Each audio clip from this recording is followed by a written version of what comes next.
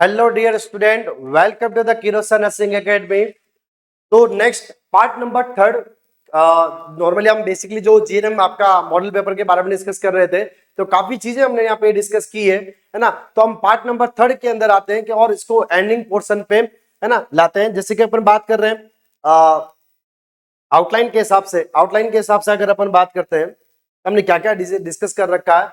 तो अगर अपन बात करें, सिलेबस हमने डिस्कस कर लिया, यूनिट वेटेज आपको पता चल गया कि भी कौन सी यूनिट के अंदर कितने नंबर के क्वेश्चन पूछे जा सकते हैं।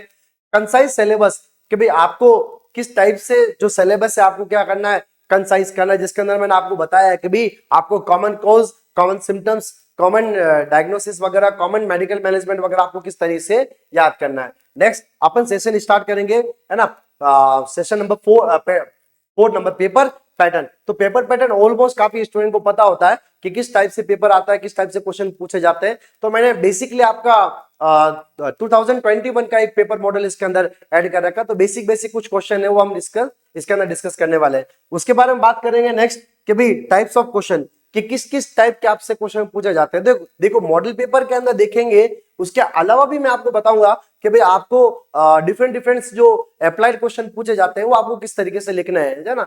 तो नेक्स्ट अब हम बात करते हैं है ना क्वेश्चन वेटेज का मतलब जो मैंने आपको बता दिया 15 नंबर और 5 नंबर का। सिलेक्शन चॉइस हमारे लिए बहुत ज्यादा जरूरी है। जैसे मैं आपको कुछ क्वेश्चन ऐसे बताऊंगा जिसका ना आपको पता होना चाहिए कि भाई आपको कौन सा क्वेश्चन क्या है पहले पुटअप करना है और कौन सा बाद में करना है। नेक्स्ट अपन बात कर रहे हैं हाउ टू आंसर इट, कि भाई क्वेश्चन का आंसर किस टाइप से लिखा जाना चाहिए। ठीक है, तो अपन आगे बढ़ते हैं, सेशन को आगे बढ़ाते हुए अपन पार्ट नंबर थर्ड को कंटिन्यू कर रहे हैं अपन।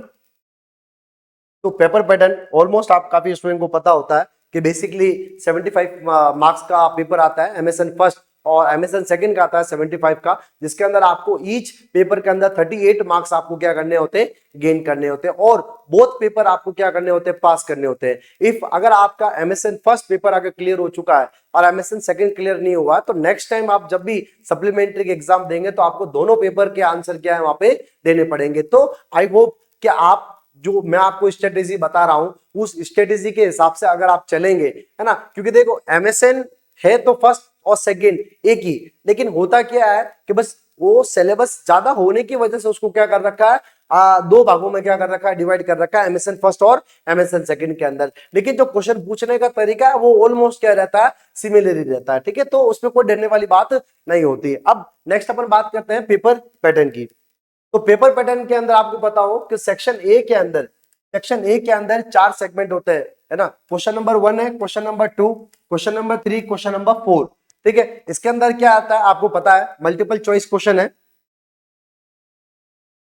तो मल्टीपल चॉइस क्वेश्चन है, तो मल्टीपल चॉइस क्वेश्चन कितने आएंगे, 3 है ना। फिर इसके बाद क्या कह रहा है, फिल इन द ब्लैंक्स आएगी आपकी 4। इसके अलावा क्या कह रहा है, ट्रू एंड फॉल्स कितने नंबर के, 4 नंबर के। इसके अलावा क्या कह रहा है, मैच द फॉलोइंग, वो भी कितने नंबर के, 4 नंबर के। अब देखो कई स्टूडेंट की हैबिट होती है कि पहले वो जाते ही क्या करते हैं कि भाई एमसीक्यू लिख के छोड़ दिया, फिल इन द ब्लैंक्स लिख के छोड़ दिया। तो देखो कोई दिक्कत वाली बात नहीं है, आपको जैसी प्रायोरिटी लगे वैसा आप करें, लेकिन एक अगर आप अपनी स्ट्रेटेजी पूरी लेके चल रहे हैं, आपकी प्रिपरेशन बहुत अच्छी है, तो मेरा ये मानना है कि आप सबसे पहले लॉन्ग क्वेश्चन और शॉर्ट क्वेश्चन के आंसर को लिखना क्या करें, आप स्टार्ट करें। तो बेटर ये रहता है कि आपका जो फर्स्ट इंप्रेशन रहता है वो बहुत अच्छा रहने वाला है। ठीक है, हाँ आपको ये बात पता होनी चाहिए कि मुझे कौन सा क्वेश्चन पहले करना है और उस आंसर को किस तरीके से हम पूरा का पूरा लिख सकते हैं या नहीं लिख सकते हैं। अगर आपको लिखना नहीं आ रहा और आपने उस क्वेश्चन को अटेंड कर लिया है ना, तो वो मतलब नहीं है, आपका पेपर काफी खाली रह जाएंगे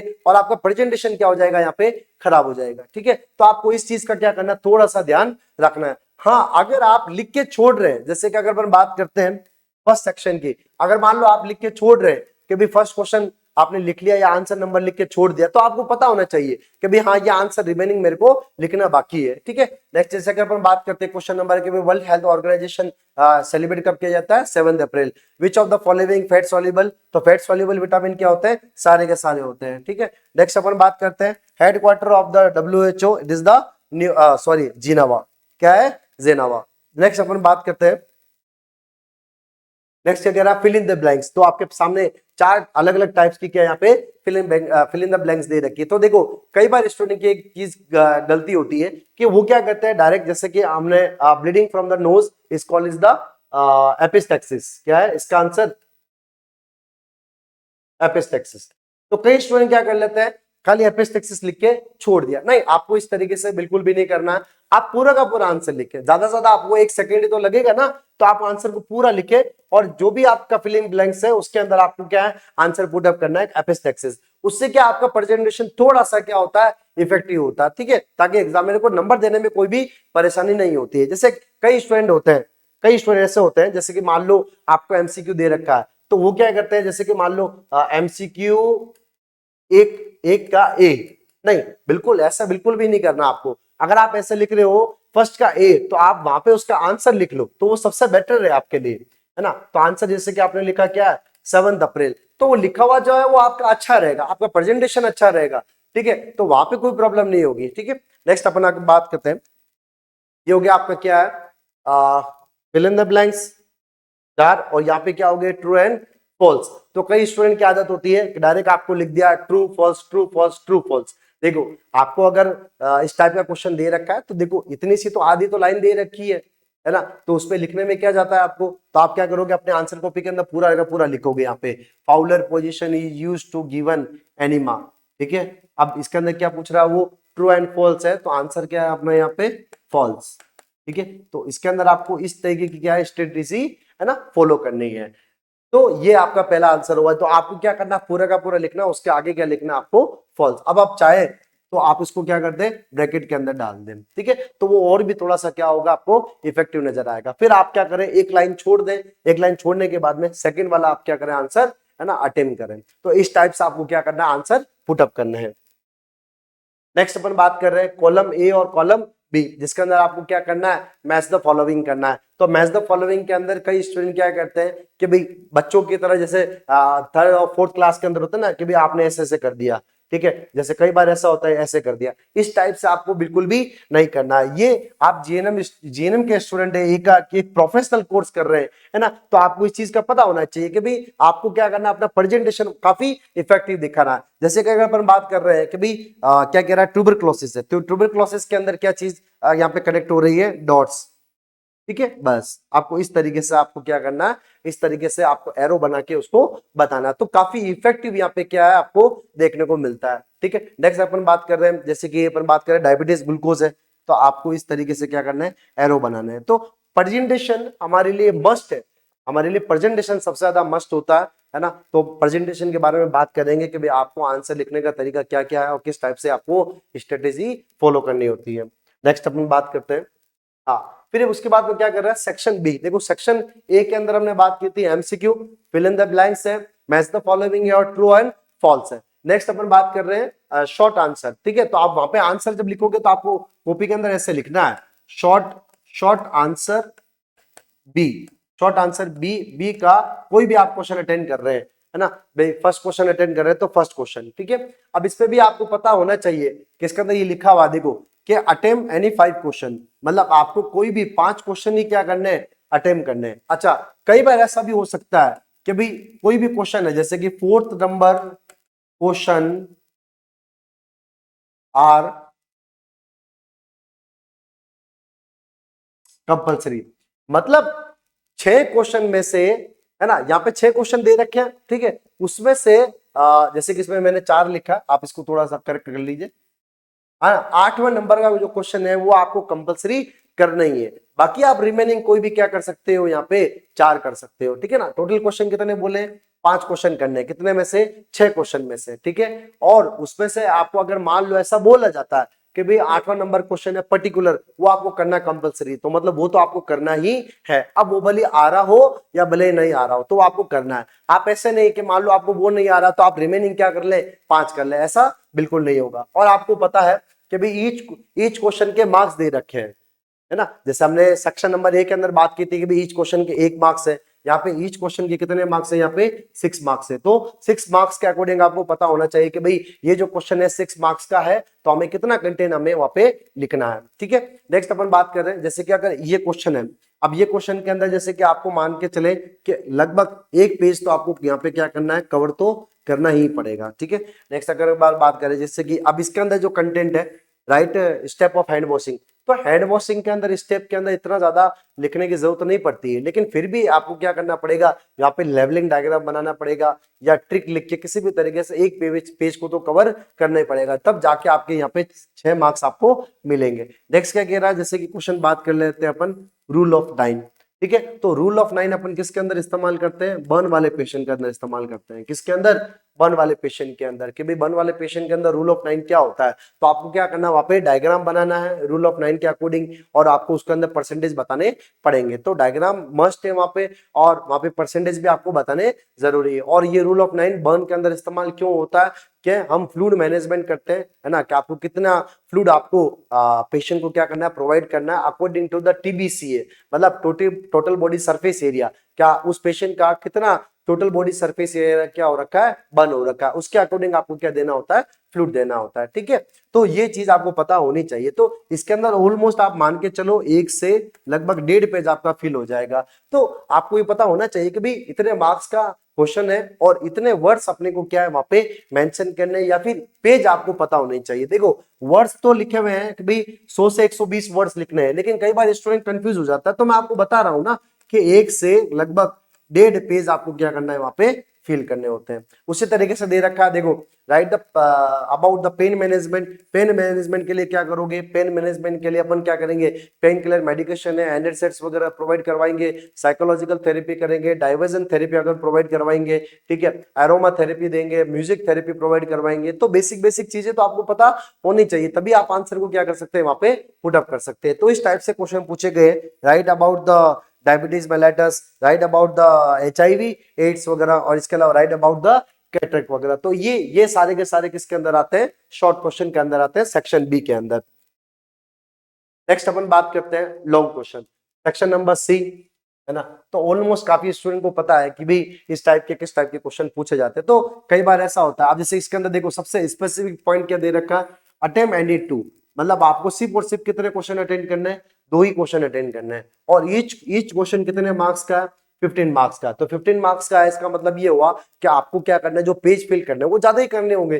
तो ऑलमोस्ट अगर मैं बात करूं बेसिक मिनिमम आपको 3 पेज तो आपको क्या करने पड़ेंगे, यहाँ पे फिल करने पड़ेंगे। 3 पेज का मतलब 1, है ना, आगे पीछे 1 पेज हो गया। उसी तरीके से आपको कितने पेज, 3 पेज, तो 3 पेज आप करेंगे तभी आपको मार्क्स 15 मिलेंगे। इसलिए मैं आपको कह रहा हूं कि आपकी सिलेक्शन चॉइस क्या होनी चाहिए, अच्छी होनी चाहिए। आपको पता होना चाहिए कि भाई मुझे इसका आंसर पता है और मैं लिख सकता हूं, तो ही आप क्या करें, अटेंड करें। अन्यथा जैसे काफी स्टूडेंट होता है कि भाई आंसर अटेंड कर लिया, अब उसके अंदर क्या कर लिया कि भाई जैसे कि इसके अंदर बताता हूं मैं आपको, जैसे कि पहला क्वेश्चन दे रखा है एक्यूट रीनल फेलियर।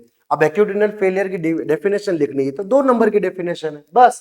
इसके अलावा अगर मैं आपसे पूछता हूं nursing management of renal failure, तो ये रिमेनिंग कितने नंबर हुए, 13 मार्क्स। तो बताइए मुझे वेटेज पॉइंट किसका ज्यादा है, इसका, है ना, नर्सिंग मैनेजमेंट का वेटेज पॉइंट ज्यादा है। तो मतलब आपको 13 मार्क्स जितना आपको क्या लिखना है, नर्सिंग मैनेजमेंट वहां पे लिखना है। अब आप क्या कर रहे हैं, आपने सिलेक्शन चॉइस कर लिया कि भाई आपने एक्यूट रीनल फेलियर के बारे में लिख लिया, लेकिन आप नर्सिंग मैनेजमेंट रीनल फेलियर का नहीं लिख पा रहे, तो इसका मतलब आपका सिलेक्शन चॉइस बिल्कुल क्या है, खराब है ना। तो वहां पे आपको मार्क्स वहां पे पूरे गेन हो ही नहीं पाएंगे, क्योंकि जहां पे मैं आपको कह रहा हूं कि आपको 3 पेज आपको फिल करने हैं, वहां पे आप 3 पेज छोड़ो, आप 1 पेज भी आप क्या है फिल नहीं कर सकते। इसलिए आपको पहले ही, सबसे पहले पेपर आते ही पहले आपको ये डिसाइड करना है कि आपको पहला कौन सा क्वेश्चन आता है, और सबसे अच्छा बेहतरीन तरीके से आप उसको क्या कर सकते हो, रिप्रेजेंट कर सकते हो। तो उसके अकॉर्डिंग ही आपको वो क्वेश्चन क्या करना है, अटेंड करना है, ठीक है। और आपको कितने पेपर फिल कर सकते हो, कितना लिख सकते हो, उसके हिसाब से अटेंड करना है, ठीक है। तो उससे आपको आइडिया हो जाएगा कि भाई ईच क्वेश्चन के अंदर हमने कंटेंट कितना लिखा और उसके अंदर नंबर कितने मेरे को गेन हो सकते हैं। ऐसा नहीं है कि भाई आपको 15 में से 15 ही यहाँ पे मिल जाएंगे। नेक्स्ट अपन बात कर रहे हैं डिफाइन जॉन्डिस, है ना। जैसे कि भी मैंने बेसिक क्वेश्चन ऐड कर रखे, जॉन्डिस के बारे में बताइए कि भाई जॉन्डिस क्या होता है। नेक्स्ट क्या कह रहा है, describe the management of jaundice, भाई जॉन्डिस के लिए आप क्या क्या करेंगे, है ना। जैसे कि मेडिकल मैनेजमेंट हो गया, या ये क्या कह रहा है, फोटो थेरेपी हो गया, या फिर नर्सिंग मैनेजमेंट हो गया, क्या हो गया, नर्सिंग मैनेजमेंट वगैरह हो गया। तो बेसिक बेसिक चीजें आपको पता होनी चाहिए कि भाई मुझे 13 मार्क्स के अंदर इतना लिखना है, तो आपको किस हिसाब से लिखना होगा। जैसे कि अगर अपन और भी अगर कैसे क्वेश्चन की बात करते हैं, अगर आप चाहें तो क्वेश्चन को चेंज कर सकते हैं। ESRD, ESRD क्या होता है ना, या इसके कॉजेज क्या होते हैं, या फिर इसके साइनस सिम्टम्स क्या होते हैं। इसके अलावा मैंने आपसे क्वेश्चन पूछ लिया post operative management of hemodialysis. अब देखो, अभी इस क्वेश्चन का डिवाइडेशन करते हैं अपन। देखो ESRD आया तो ESRD मैंने कितने नंबर दे दिए डेफिनेशन के, 2 नंबर। कॉज है तो कॉज नंबर के कितने दे दिए मैंने, 2 से 3 नंबर। साइनस सिम्टम्स के कितने दे दिए, 2 नंबर।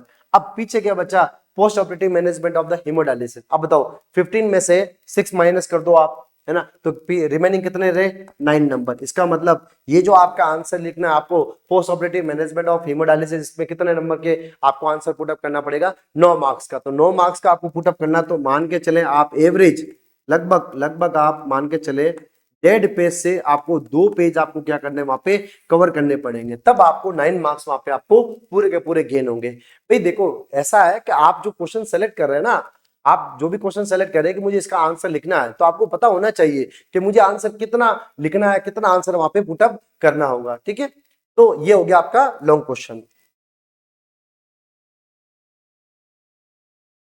हाँ, नेक्स्ट अपन बात करते हैं टाइप्स ऑफ क्वेश्चन कि भी किस किस टाइप के आपको क्वेश्चन यहाँ पे पूछे जा सकते। तो बहुत सिंपल है, अगर अपन बात करते हैं वन बाय वन,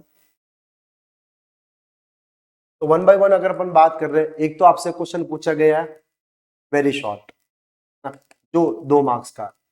एक आपसे क्वेश्चन पूछा गया है शॉर्ट, जो कितने मार्क्स का है, 5 से 6 मार्क्स का है। ठीक है, एक आपसे क्वेश्चन पूछा गया है कौन सा, लॉन्ग क्वेश्चन। तो लॉन्ग क्वेश्चन कितने मार्क्स का है, 15 मार्क्स का। तो ये तो क्या हो गया, पेपर के अकॉर्डिंग बेसिक बेसिक क्वेश्चन हो गया। नेक्स्ट अपन सेगमेंट की बात करते हैं कि मान लो एक क्वेश्चन आपसे पूछ लिया गया है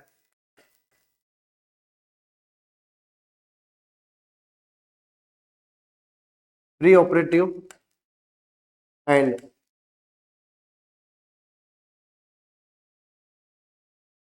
post operative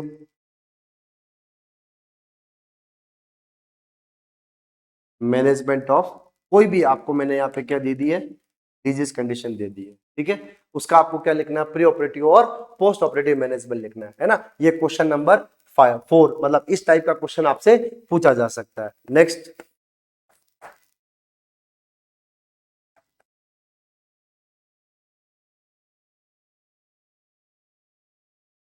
nursing responsibility of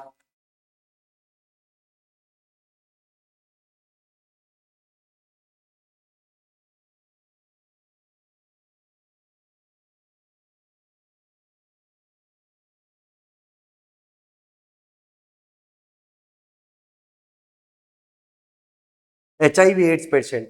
अब देखो जो क्वेश्चन दे रखा है, जो आपसे पूछा गया है, उसका ही आंसर लिखना है।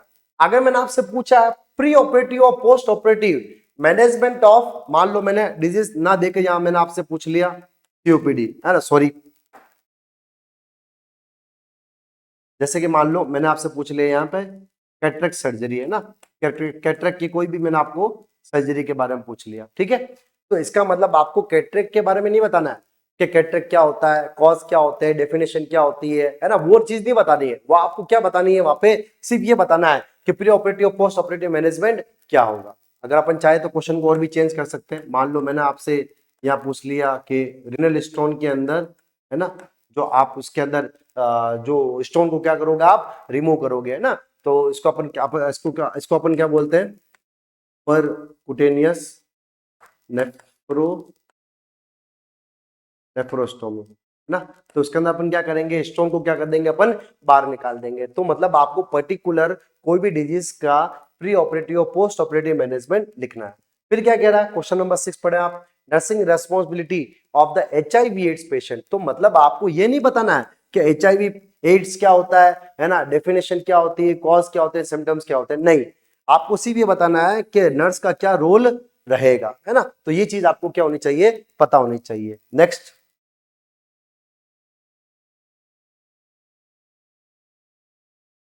नेक्स्ट 6 टाइप का क्वेश्चन पूछा जाता है आपसे, डिफरेंट बिटवीन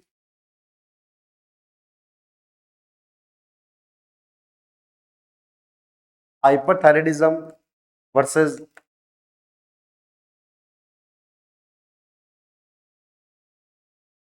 हाइपोथायराइडिज्म। अब देखो इसमें आपसे क्या क्वेश्चन पूछा गया, different between hyperthyroidism and hypothyroidism, मतलब आपको एक सेगमेंट, अलग अलग सेगमेंट बना के उसके अंदर बेसिक बेसिक कॉमन चीजें लिखनी है। क्या क्या लिखनी है, आप क्या लिखोगे, एक तो डेफिनेशन लिख लोगे, है ना, दोनों के कॉमन कॉज लिख लोगे, दोनों के साइनस सिम्टम्स लिखोगे, दोनों के क्या लिखोगे आप, इन्वेस्टिगेशन, दोनों के मेडिकल मैनेजमेंट, दोनों के क्या लिखोगे आप, नर्सिंग मैनेजमेंट। क्या लिखोगे, नर्सिंग मैनेजमेंट। हाँ, अगर आपसे ये क्वेश्चन 5 नंबर का पूछा गया है ना, तो आप क्या करोगे, सिर्फ डेफिनेशन 2 लाइन की, कॉज 2 लाइन के, सिम्टम्स 2-3 लाइन के, डायग्नोसिस 2-3 लाइन के, मेडिकल मैनेजमेंट 2 लाइन का, नर्सिंग मैनेजमेंट आपको 10 लाइन का, है ना। तो कंटेंट अपना आप क्या हो जाएगा, यहाँ पे कंसाइज हो जाएगा। क्या हो जाएगा, कंसाइज हो जाएगा। ठीक है, नेक्स्ट क्वेश्चन किस टाइप का बता रहा हूं आपको समझना।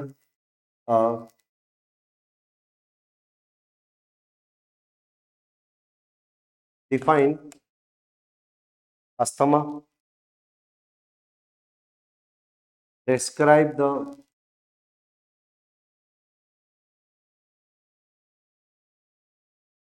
पैथोफिजियोलॉजी ऑफ अस्थमा, और लास्ट में मैंने लिखा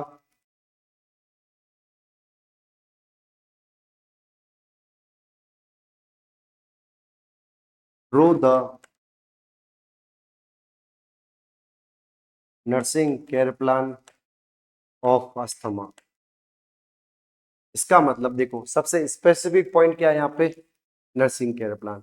इसका मतलब आपको क्या करनी पड़ेगी, यहाँ पे टेबल बनानी पड़ेगी। क्या बनानी पड़ेगी, टेबल बनानी पड़ेगी, जिसके अंदर आपको पता है क्या क्या आएगा, असेसमेंट आएगा। अगर आपसे केयर प्लान पूछा जाता है तो ही आपको केयर प्लान बनाना है।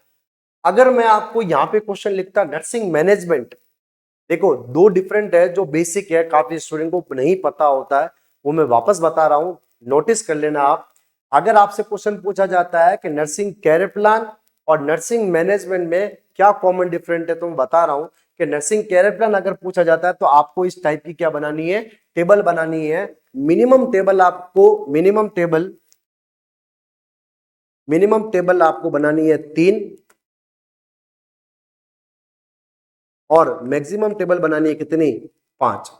अब वो आप पर डिपेंड करता है, तो मिनिमम टेबल 3 तो बनेगी ही बनेगी। अब ठीक है, जो मैंने बताया नर्सिंग प्रोसेस के अंदर असेसमेंट, फिर क्या कह रहा है, नर्सिंग डायग्नोसिस, फिर क्या कह रहा है, प्लानिंग, फिर क्या कह रहा है, इंप्लीमेंटेशन, और लास्ट में आता है क्या, इवैल्यूएशन। ठीक है, अब देखो जिसको अगर टेबल बनानी आती है तो वो इजीली नर्सिंग मैनेजमेंट भी बहुत आसानी से लिख सकता है। इसके अंदर क्या करना है अपने को, इसके अंदर क्या करना है कि अगर आपसे जैसे कि नर्सिंग केयर प्लान पूछा है तो आपको टेबल बनानी है। अगर मैं यही क्वेश्चन को वापस रिपीट करता हूं मैं, ठीक है, यही क्वेश्चन को मैं वापस रिपीट करता हूं,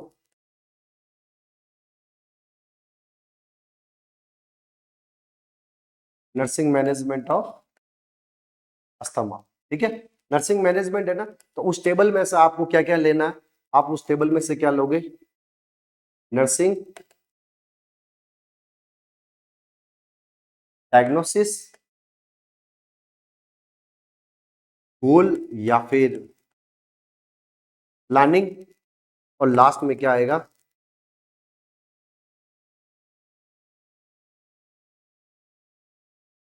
इंटरवेंशन। देखो टेबल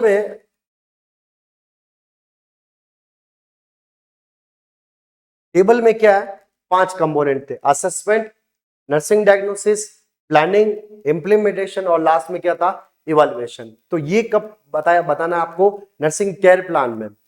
अगर आपसे मैं सिर्फ क्वेश्चन पूछूं नर्सिंग मैनेजमेंट ऑफ, है ना, कोई भी डिजीज कंडीशन है, तो वहां पे आपको नर्सिंग डायग्नोसिस लिखनी है। अच्छा, नर्सिंग डायग्नोसिस टोटल कितनी लिखनी है, यहाँ पे मिनिमम लिखनी है कितनी, 3, और मैक्सिमम कितनी लिखनी है, 5। ठीक है, अब ये भी जो नर्सिंग डायग्नोसिस लिखनी है, ये किस बेस पे लिखनी है, प्रायोरिटी बेस पे। किस बेस पे? प्रायोरिटी बेस पे। देखो ये जो नर्सिंग डायग्नोसिस है ये प्रायोरिटी बेस पे लिखना है ना, और ये नर्सिंग डायग्नोसिस लिखना प्रायोरिटी बेस, ये सबसे ज्यादा किसमें होता है? बीएससी नर्सिंग वालों में होता है। जीएनएम के अंदर इतनी ज्यादा प्रॉब्लम नहीं है।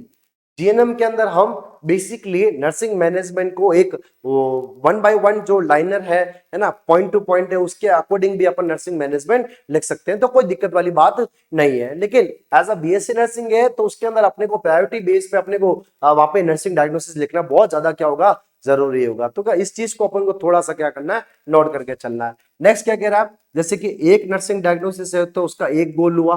अच्छा, एक नर्सिंग डायग्नोसिस का एक गोल हुआ तो एक नर्सिंग डायग्नोसिस के इंटरवेंशन कितने होंगे? लगभग 5 होंगे। क्या होंगे?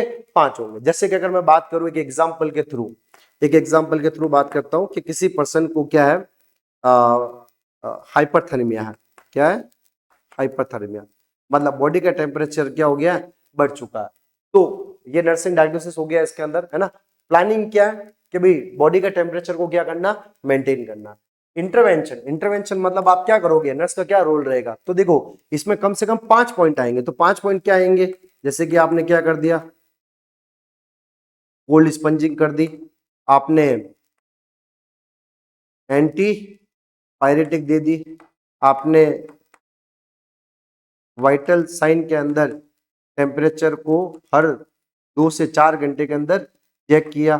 ठीक है, इसके अलावा पर्सन के अंदर जो है टेम्परेचर बहुत ज्यादा बढ़ा हुआ है।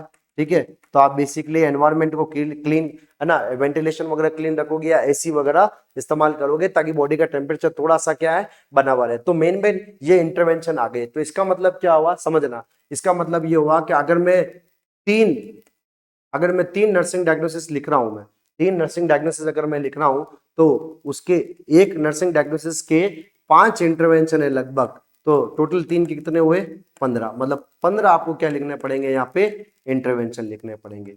मैं वापस बोल रहा हूं आपको कि ये जो चीज है, ये जो थोड़ा सा सिस्टमेटिक तरीका है, ये ज्यादातर अपन बीएससी नर्सिंग के अंदर क्या करते हैं? फॉलो करते हैं। लेकिन अगर आप एज अ जीएनएम के स्टूडेंट है तो कोई दिक्कत वाली बात नहीं है। जीएनएम के अंदर अपन क्या है? डायरेक्टली क्या कर सकते हैं? इंटरवेंशन लिख सकते हैं, तो भी आपको नंबर वहां पे मिल जाते हैं। कि भाई मान लो जैसे मैंने बताया ना आपको कि भाई पर्सन के अंदर हाइपरथर्मिया, तो आप डायरेक्टली पॉइंट टू पॉइंट लिख सकते हैं। कोई जरूरी नहीं है कि आपको नर्सिंग डायग्नोसिस वहां पे लिखना जरूरी होता है कि आप नर्सिंग डायग्नोसिस लिखो, क्योंकि उसमें क्या होता है, काफी चीजें जो आप इंग्लिश और हिंदी में क्या कर सकते हैं? मिक्स लिख सकते हैं। ठीक है, तो इजीली अपन उसको बता सकते हैं कि पर्सन को बुखार है, बुखार किस वजह से आ रहा है? कि बॉडी के अंदर जो इन्फ्लामेशन हो रखा है। तो आपका गोल क्या होगा? आपका गोल ये होगा कि आप बॉडी के टेम्परेचर को क्या करोगे? कम करोगे। इंटरवेंशन मतलब आप उसके लिए क्या क्या करोगे? क्या देखभाल करोगे? तो बॉडी के टेम्परेचर को आप चेक करोगे हर 2 से 4 घंटे के अंदर। इसके अलावा एनवायरनमेंट को क्लीन रखोगे, है ना, और कोल्ड रखोगे, है ना, मतलब जो भी एनवायरनमेंट होगा कोल्ड वगैरह होगा। इसके अलावा कोल्ड स्पंजिंग वगैरह करेंगे, है ना, जो कोल्ड स्पंजिंग करते जो बॉडी के टेम्परेचर को क्या करता है? कम करता है। बॉडी के टेम्परेचर को जैसे बढ़ा हुआ है तो आप कौन सी मेडिकेशन दोगे? एंटीपायरेटिक मेडिकेशन का अपन क्या करेंगे? यहाँ पे यूज करेंगे, जिससे बॉडी का टेम्परेचर क्या हो जाए? कम हो जाए। ठीक है, इसके अलावा फ्लूइड इनटेक वगैरह करवाएंगे, इनटेक आउटपुट वगैरह चेक करेंगे। इसके अलावा पर्सन को साइकोलॉजिकल सपोर्ट, अब ये जो साइकोलॉजिकल सपोर्ट है, वाइटल साइन चेक करना, ये सबसे कहाँ आएगा? नीचे आएगा। न्यूट्रिशन सपोर्ट है, डाइट प्रोवाइड करवाना। लेकिन प्रायोरिटी बेस पर अपने को क्या लिखना है? इंटरवेंशन लिखना। मतलब पहले आप क्या करोगे वो चीज आपको लिखनी है, बाकी चीज आपके दिमाग में जो आ रही है ना, साइकोलॉजिकल सपोर्ट है या फिर वाइटल साइन वगैरह चेक करना, पोजीशन देना, है ना, या सपोर्ट करना, इमोशनली सपोर्ट करना, ये जो पॉइंट होते हैं वो स्टार्टिंग के अंदर कंसीडर नहीं होते हैं। आपको जो प्रॉब्लम दे रखी है उस प्रॉब्लम के अकॉर्डिंग आपको क्या करना है? वहां पे आंसर लिखना है। तो जो भी मैं आपको स्ट्रेटेजी बता रहा हूं वो सारा का सारा हम जो मॉडल पेपर करेंगे तो उस मॉडल पेपर में जो भी आंसर होंगे उससे आपको आइडिया हो जाएगा कि अभी किस टाइप से आपको आंसर लिखना है, यहाँ पे करना है ना। और सबसे बड़ी बात, जो भी मॉडल पेपर है उस मॉडल पेपर के क्वेश्चन और विद आंसर, है ना, आपको एक बुकलेट वगैरह या फिर पीडीएफ के फॉर्मेट के अंदर आपको फ्री ऑफ कॉस्ट के अंदर क्या है? प्रोवाइड की जाएगी। ठीक है, नेक्स्ट अपन बात करते हैं। देखो क्वेश्चन वेटेज के बारे में हमने डिस्कस कर रखा। अच्छा, क्वेश्चन सिलेक्शन चॉइस क्या होनी चाहिए? तो क्वेश्चन सिलेक्शन चॉइस के बारे में अगर अपन बात करते हैं तो हमेशा बात ध्यान रखना कि जैसे कि अपन अपने पास टोटल 3 लॉन्ग क्वेश्चन है। कितने हैं? 3 लॉन्ग क्वेश्चन। उसमें से आपको कितने करने हैं? है ना, 2 लॉन्ग क्वेश्चन करना है। अगर अपन बात करते हैं शॉर्ट के अंदर, तो शॉर्ट के अंदर एवरेज कितने होते हैं, है ना, 5। ठीक है, 6 में से आपको क्या करने होते हैं, 5 करने होते हैं। ठीक है, हाँ बिल्कुल, ये अपन 6 कर देते हैं, इसको 5 5 कर देते हैं।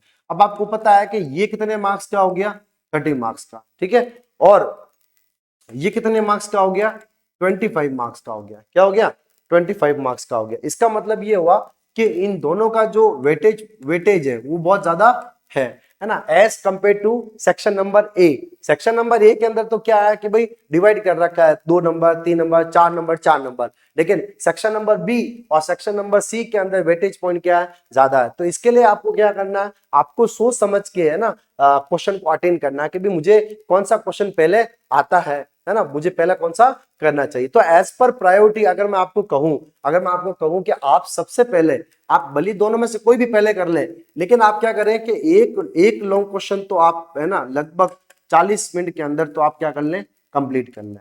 ठीक है, ताकि आपको थोड़ा सा, है ना, पुश आउट मिले, है ना, सपोर्ट मिले। उसके अलावा अपन बात करते हैं कि भाई शॉर्ट के अंदर अगर आपको लगता है आपको पूरे में से पूरे आ रहे हैं, है ना, तो बहुत अच्छी बात है। अगर आपको लगता है कि नहीं मेरे को ना पांच में से,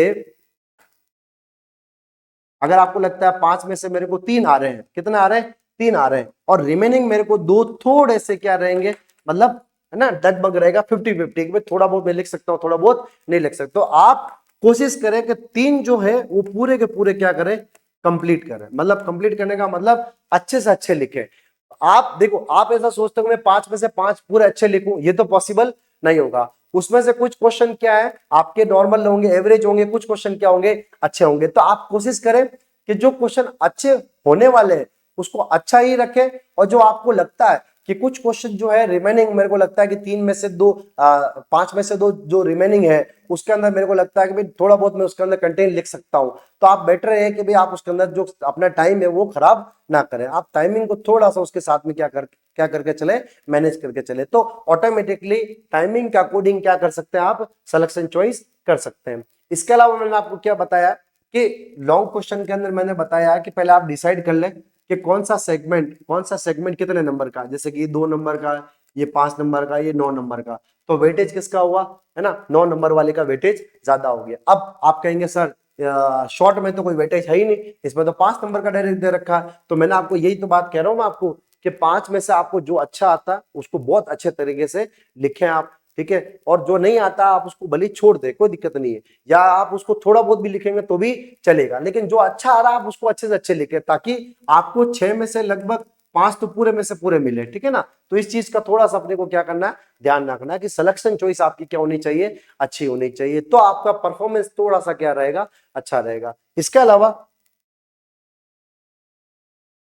है ना, नेक्स्ट सेक्शन है अपना हाउ टू आंसर इट। तो देखो, अपने जो आपको परफॉर्मेंस है ना, तो आपको परफॉर्मेंस के अंदर कुछ कुछ जो आपका बेसिक पॉइंट है उसको थोड़ा सा आप कंसीडर करें कि आपका जो आपका प्रेजेंटेशन है वो आपके लिए इफेक्टिव कैसे बनेगा, समझ रहे मेरी बात। तो कंपोनेंट नंबर 1 कि कम से कम आपकी जो हैंड राइटिंग है वो थोड़ी सी इफेक्टिव होनी चाहिए। इसके अलावा यूजिंग डिफरेंट पेन, बिल्कुल। इसके अलावा थर्ड सेगमेंट की बात करते हैं अपन। ठीक है, थर्ड सेगमेंट की अगर अपन बात करते हैं, जहां पे आपको लगे कि आप लेबलिंग डायग्राम बना सकते हैं तो आप वहां पे मौका बिल्कुल भी ना छोड़ें। जैसे कि एक एग्जांपल बताऊं मैं आपको, जैसे मैंने आपसे पूछ लिया क्लासिफिकेशन ऑफ वन, तो क्लासिफिकेशन ऑफ वन के अंदर आप क्या करें, जैसे कि मान लो 5 टाइप्स लिख दिया आपने, जैसे कि आपने यहाँ पे लिख दिया क्लासिफिकेशन ऑफ वन, तो आप इस टाइप के क्या कर सकते हैं, है ना, लेबलिंग डायग्राम बना सकते हैं। ठीक है, जैसे मैंने आपको एग्जांपल दे दिया ना, थर्मल बन हो गया, केमिकल बन हो गया, इनहेलेशन बन हो गया, रेडिएशन बन हो गया। ठीक है, अब आप चाहें तो इसको चेंज कर दो, आप कोई दिक्कत वाली बात नहीं है। आप चाहे तो इस तरीके से भी कर सकते हैं, ये लो। ठीक है, अब आपने क्या किया, जैसे यहाँ पे एक लिख दिया, या दूसरा लिख दिया, तीसरा लिख दिया, चौथा लिख दिया, पांचवा लिख दिया, और यहाँ पे छठा लिख दिया। ठीक है। तो आपको क्या करना है, इस टाइप की लेवलिंग डायग्राम बनाने। तो लेवलिंग डायग्राम बनाने से क्या होगा, वहां पे स्पेस एरिया थोड़ा सा कवर हो जाएगा। अब जैसे कि मान लो मैंने आपसे पूछ लिया रूल ऑफ 9, तो रूल ऑफ 9 के अंदर आपको क्या करना है, वहां पे है ना पर्सन का डायग्राम बनाना है। क्या बनाना है, डायग्राम बनाना है। तो जो रूल ऑफ 9 है उसके अंदर क्या होगा, थोड़ा सा है ना पेज क्या हो जाएगा, यहाँ पे कवर हो जाएगा। ठीक है। इसके अलावा जैसे मैंने आपसे पूछ लिया यहाँ पे ग्लूकोमा, ठीक है। तो ग्लूकोमा के अंदर क्या होता है, जैसे अगर अपन बात करते हैं ग्लूकोमा के अंदर क्या होता है कि अगर बात एक डायग्राम के थ्रू बताता हूं मैं।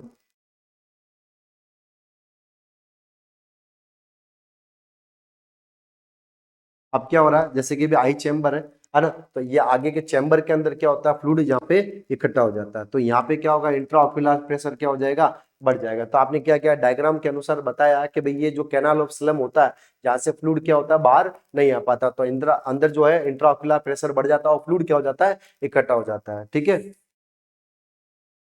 ठीक है। तो आई होप आपको समझ में आया होगा कि मैं लाइफलाइन डायग्राम किस टाइप से बात कर रहा हूँ। नेक्स्ट अपन बात कर रहे हैं, नेक्स्ट सबसे बड़ी बात ये है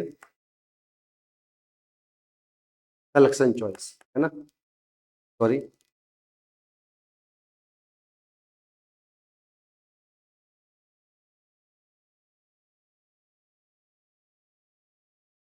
राइट क्वेश्चन सिलेक्शन चॉइस, मतलब आप वही क्वेश्चन अटेम्प्ट करें जिसके अंदर आप बहुत अच्छे तरीके से क्या कर सकते हैं, लिख सकते हैं। ठीक है। इसके अलावा अपन बात करते हैं, लेकिन इसके अलावा सबसे बड़ी बात यह है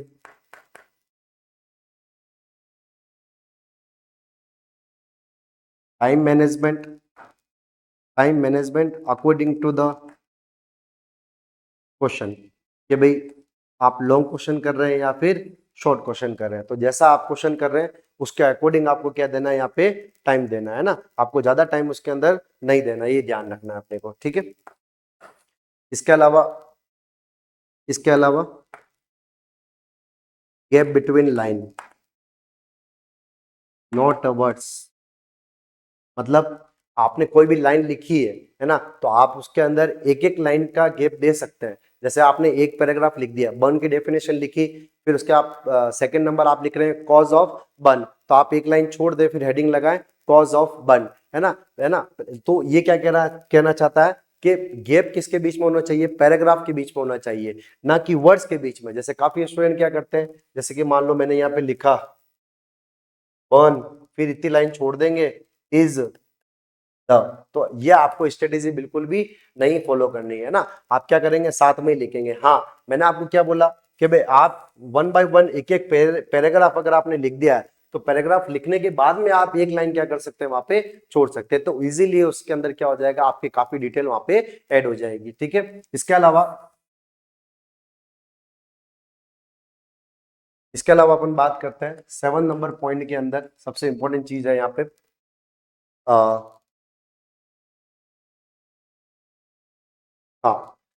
जो भी आप क्वेश्चन कर रहे हैं के अंदर आपको पेपर कितने फिल करने हैं, वो हमारे लिए सबसे ज्यादा क्या रहता है, यहाँ पे इंपॉर्टेंट रहता है। ठीक है। इसके अलावा सबसे इंपॉर्टेंट चीज है मेडिकल सर्जिकल के अंदर नर्सिंग मैनेजमेंट। नर्सिंग मैनेजमेंट हमेशा हमारी क्या रहती है, कोई भी डिजीज कंडीशन ले लो, हमारी क्या रहती है यहाँ पे, फर्स्ट प्रायोरिटी रहती है। ठीक है। फर्स्ट प्रायोरिटी पे ध्यान रखना है कि भाई नर्सिंग मैनेजमेंट आपको किस तरीके से क्या है लिखना है ना, क्योंकि आपका आप नर्सिंग मैनेजमेंट के अंदर जो वेटेज रहेगा वो हमेशा क्या रहेगा, ज्यादा रहेगा। तो ज्यादा नंबर आपको क्या गेन करने हैं, तो नर्सिंग मैनेजमेंट के अंदर कंटेंट भी क्या लिखना पड़ेगा, आपको ज्यादा लिखना पड़ेगा। ठीक है। तो आई होप कि आपको समझ में आई होगी कि आज की क्लास के में आपको मेडिकल सर्जिकल नर्सिंग के अंदर किस टाइप से स्ट्रेटेजी प्लान करने का बोल रहा हूँ, कि आपको किस टाइप से आपका जो पेपर है वो बहुत आपको क्या लगे, इजी लगे, और आसानी से आप क्या कर सकते हैं, सिलेबस सिलेबस जो है कवर कर सकते हैं। और आपको इस तरीके से जो आप प्रेजेंटेशन देंगे, तो प्रेजेंटेशन आपका और भी क्या लगेगा, यहाँ पे इफेक्टिव लगेगा, तो नंबर ऑटोमेटिकली आपके क्या होंगे, अच्छे से अच्छे गेन होंगे। तो आई होप कि आपको क्लास समझ में आई होगी। तो कोई कोई भी अगर आपको डाउट लगता है बेसिकली, तो आप बोल सकते हैं। तो नेक्स्ट आपकी to be the continue watching of next class, जितने भी आपके एमएसएन फर्स्ट और एमएसएन सेकंड के अंदर एक एक एमएसएन सब्जेक्ट के अकॉर्डिंग 5 मॉडल पेपर रहने वाले हैं। टोटल आपके 10 मॉडल पेपर आपके यहाँ पे होंगे, जिसके अंदर एमएसएन फर्स्ट के रहेंगे, है ना, 5 मॉडल पेपर, और एमएसएन सेकंड के रहेंगे आपके 5 मॉडल पेपर। और ईयर क्या रहेगा, 2021 से लेके 2025 तक के मॉडल पेपर मैं आपको यहाँ पे सॉल्व करके बताऊंगा। तो आई होप कि आपको काफी हेल्प मिलेगी इसके अंदर कि आपको किस टाइप से लिखना होगा और किस टाइप से अटेंड करना होगा। तो डेफिनेटली आप पेपर कभी भी नहीं छोड़ के आएंगे। और पहली बात तो ये एक फेल होने वाला कोई भी पॉइंट आपके दिमाग में आएगा ही नहीं, ठीक है ना। तो इसी तरीके से नेक्स्ट क्लास के लिए आप रेडी रहिए, ठीक है। तो नेक्स्ट क्लास के अंदर मिलते हैं। Thank you very much. अगर कोई भी सेशन के अंदर आपको कोई भी डाउट लगता है, कोई भी आपको क्वेश्चन पूछना है, तो डेफिनेटली जो भी नंबर दे रखे हैं उस पर आप कोई भी क्वेश्चन पूछ सकते हैं, ठीक है। Okay, thank you very much, thank you to all.